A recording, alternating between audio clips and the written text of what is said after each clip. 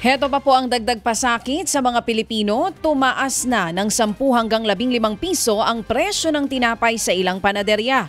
Paliwanag ng mga panadero, nagmahal na kasi ang kada sako ng harina na ngayon ay nasa 1,000 piso na kumpara sa dating mahigit 800 piso lamang. Nakaapekto sa supply ang export ban ng India sa trigo at tensyon sa pagitan ng Ukraine at Russia. Bukod pa ang mahal ding presyo ngayon ng asukal na naglalaro na ng 55 hanggang 90 pesos kada kilo.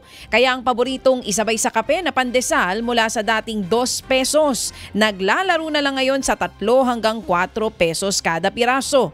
Ayon sa Philippine Association of Flour Millers, maiibsan lang ang taas presyo kung babawasan ang taripa ng mga sangkap sa paggawa ng tinapay.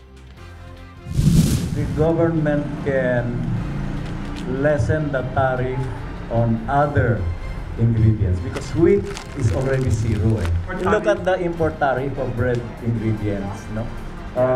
Ang tumataas kasi yeast, sugar, yan po ang tinig.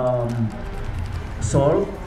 Ted Filon at DJ Chacha ngayon nasa Radyo 5 92.3 News FM Monday to Friday 6 to 10 a.m.